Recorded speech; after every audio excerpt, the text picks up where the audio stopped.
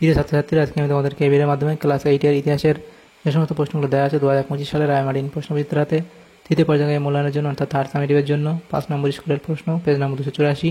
এখানে যে সমস্ত প্রশ্নগুলো আছে সমস্ত প্রশ্নের উত্তর আমরা আলোচনা করবো আজকে এই ভিডিওর মাধ্যমে।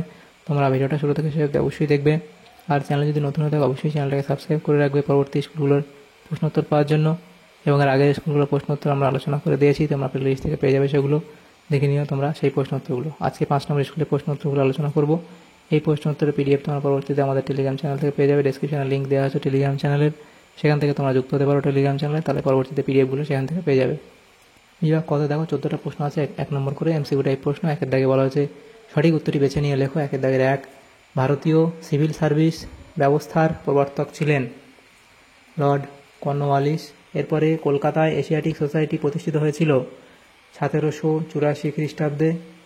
বাংলার নদীপথগুলি জরিপ করেছিলেন জেমস রেনেল, অপশান বি। এরপরে বিজয় কৃষ্ণ গোস্বামী যুক্ত ছিলেন ব্রাহ্ম সমাজ এর সঙ্গে। আলিগড় অ্যাংলো ওরিয়েন্টাল কলেজ প্রতিষ্ঠা করেন স্যার সৈয়দ আহমদ খান। এরপরে দিকু বলা হতো কি বহিরাগত মহাজনদের। এরপরে যেটা প্রশ্ন আছে যে জাতীয় কংগ্রেসের প্রথম অধিবেশন বসেছিল বোম্বাইতে। তারপরে আছে প্রতাপাদিত্য উৎসব কার উদ্যোগে হয়েছিল? সরলা দেবী চৌধুরানীর উদ্যোগে। মহাত্মা গান্ধী কোন আন্দোলনের সঙ্গে খিলাফত আন্দোলনকে যুক্ত করেছিলেন? অসহযোগ আন্দোলন। এরপরে মোহাম্মদ জিয়াউদ্দিন ছদ্মনামে দেশ ত্যাগ করেছিলেন। এরা হচ্ছে অপশান ডি, অর্থাৎ সুভাষচন্দ্র বসু। এরপরে সাম্প্রদায়িক বাঁটোয়ারা নীতি ঘোষণা করেছিলেন র্যামসে ম্যাকডোনাল্ড। এরপরে ইউনিয়নিস্ট পার্টির নেতা ছিলেন, এটা হবে স্যার সিকন্দর হায়াত খান। এরপরে ভারতীয় সংবিধানের মূল রূপকার ছিলেন, এটা হবে ডক্টর বি.আর. আম্বেদকর। এরপরে আছে যে প্রশ্নটা, সেটা হচ্ছে রাষ্ট্রপতি দ্বারা নিযুক্ত রাজ্যসভার সদস্য সংখ্যা হল অপশান ডি, অর্থাৎ 12 জন। এরপরের প্রশ্ন কি? বিভাগ খ, সেখানে যে প্রশ্নগুলো আছে 14টা প্রশ্ন আছে, 1 নম্বর করে দেওয়া হয়েছে। 2-এর দাগে দেখো 14 নম্বর। 2-এর দাগের প্রথম প্রশ্ন, একটি বাক্যে উত্তর দাও। প্রথম প্রশ্ন, শ্রীরামপুরে ব্যাপটিস্ট মিশনের একজন মিশনারির নাম লেখো। এখানে তোমরা লিখবে তার নাম যে উইলিয়াম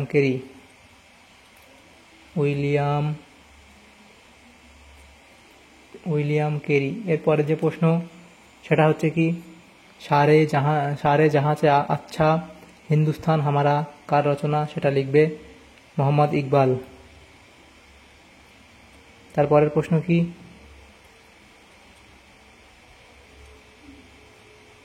রাজ্যসভায় সভাপতিত্ব করেন কে? উপরাষ্ট্রপতি। রাজ্যসভায় সভাপতিত্ব করেন কে? উপরাষ্ট্রপতি। এরপরে নির্ভুল ঠিক বা ভুল নির্ণয় করে প্রথম প্রশ্ন, সুপ্রিম কোর্টের প্রথম প্রধান বিচারপতি ছিলেন ওয়ারেন হেস্টিংস, এটা ভুল। এরপরে সাগরে কন্যা শিশু ভাসিয়ে দেওয়ার প্রথা নিষিদ্ধ করেছিলেন লর্ড ওয়েলেসলি, এটাও ভুল। এরপরে ভারতের প্রথম ভাইসরয় ছিলেন লর্ড ক্যানিং, এটা ঠিক বলা হয়েছে। নেক্সট প্রশ্ন, শূন্যস্থান পূরণ করো। প্রথম প্রশ্ন, আর্য সমাজ প্রতিষ্ঠা করেন স্বামী দয়ানন্দ সরস্বতী, তাহলে এটা হলো স্বামী দয়ানন্দ সরস্বতী। এরপরের প্রশ্ন,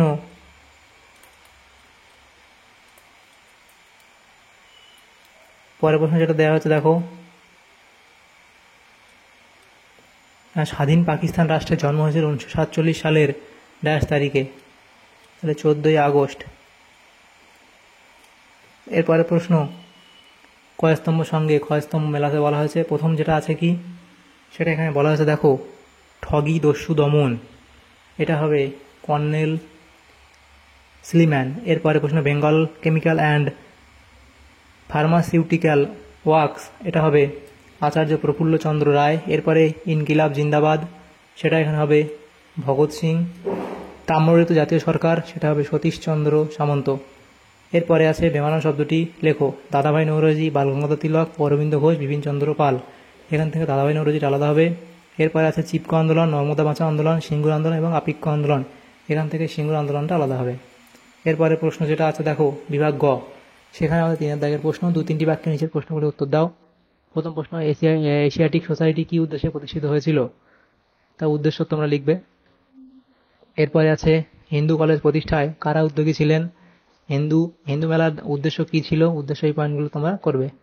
এরপরে প্রশ্ন কি অথবা দিয়ে প্রশ্ন মুন্ডা বিদ্রোহের কারণ কি ছিল, তাহলে মুন্ডা বিদ্রোহের কারণ লিখবে যৌথ কৃষি ব্যবস্থায় ভাঙন। তারপরে এটা 2 নম্বর করবে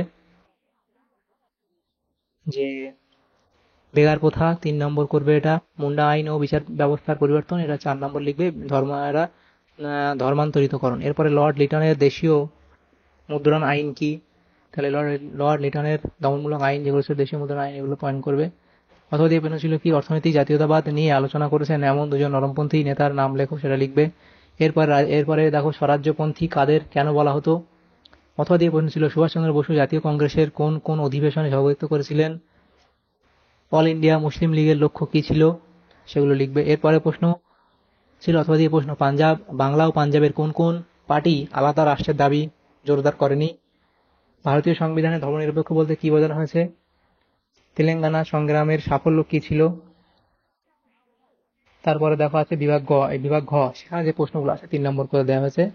প্রথম প্রশ্ন কি মাদ্রাজের সমাজ সংস্কার আন্দোলনে বীরেশলিঙ্গম পান্তুলুর ভূমিকা আলোচনা করো। এরপরে আছে সাঁওতাল বিদ্রোহের কারণ কি, সাঁওতাল বিদ্রোহের কারণ লিখবে। ইলবার্ট বিল বিতর্ক কি, তাহলে ইলবার্ট বিল বিতর্ক সম্পর্কে এত অবধি তোমরা লিখে দেবে। তারপরে যে প্রশ্নগুলো আছে দেখো জাতীয় কংগ্রেসে সুরাট অধিবেশনের গুরুত্ব আলোচনা করো, এই পয়েন্টগুলো করবে। এখানে 4টে পয়েন্ট দেওয়া আছে দেখো। এরপরে 3 দাগের প্রশ্ন কোন ঘটনার পরিপ্রেক্ষিতে মহাত্মা গান্ধী অসহযোগ আন্দোলন প্রত্যাহার করে নিয়েছিলেন, তাহলে সেটা তোমরা লিখবে। এই কারণ চৌরা ঘটনা এগুলো লিখবে। এরপরে প্রশ্ন আজাদ হিন্দ বাহিনীর ব্যর্থতার কারণ কি ছিল, আজাদ হিন্দ ফৌজের ব্যর্থতার কারণ বলে এই 3টে পয়েন্ট লিখবে। ভারতীয় মুসলমানরা খিলাফত আন্দোলন শুরু করেছিল কেন, তাহলে খলিফার মর্যাদা রক্ষা, পবিত্র স্থান রক্ষা এবং প্রতিশ্রুতি ভঙ্গ, এই পয়েন্টগুলো করবে। এরপরের যে প্রশ্নগুলো আছে দেখো অথবা দিয়ে প্রশ্ন সেটা বলা আছে কি মুসলিম লীগের পাকিস্তান প্রস্তাব কি, তাহলে এটা লিখবে। এরপরে প্রশ্ন ভারতীয় সংবিধানের স্বীকৃত মৌলিক অধিকারগুলি লেখো, যে সাম্যের অধিকার, স্বাধীনতার অধিকার, শোষণের বিরুদ্ধে অধিকার, ধর্মীয় ও স্বাধীনতার অধিকার, এই পয়েন্টগুলো করবে। আবার এরপরে আছে 5 নম্বর যে শিক্ষা ও সংস্কৃতি বিষয়ক অধিকার এবং 6 শাসনতান্ত্রিক প্রতিবিধানের অধিকার। অথবা দিয়ে ছিল চিপকো আন্দোলনের মূল দাবিগুলি কি ছিল, তাহলে চিপকো আন্দোলনের মূল যে দাবিগুলো সেগুলো এখানে করবে। এরপরের প্রশ্নগুলো কি আছে দেখো বিভাগ উয়া, বিভাগ উয়ার মধ্যে যে প্রশ্নগুলো আছে দেখো সেখানে কি বলা হয়েছে। এখানে প্রথম প্রশ্ন কি কোন বড়লাটের আমলে কত খ্রিস্টাব্দে সতীদাহ প্রথা নিষিদ্ধ হয়েছিল, তাহলে সেটা লিখবে। এবং বাংলা সমাজ সংস্কার আন্দোলনে ডিরোজিওর অবদান আলোচনা করো, তাহলে বাংলা সংস্কার আন্দোলনে ডিরোজিওর যে অবদান সেটা লিখবে।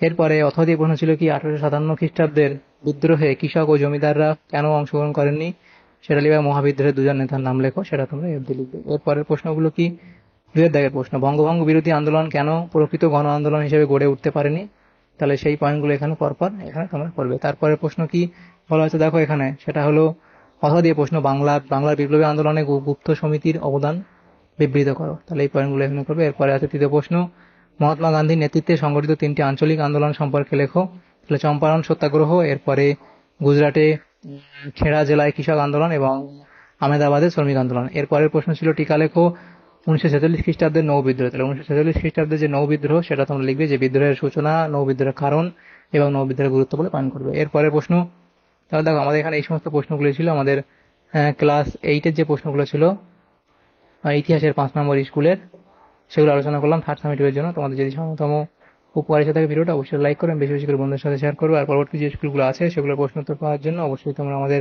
চ্যানেলটাকে সাবস্ক্রাইব করে রাখবে। Thanks for watching.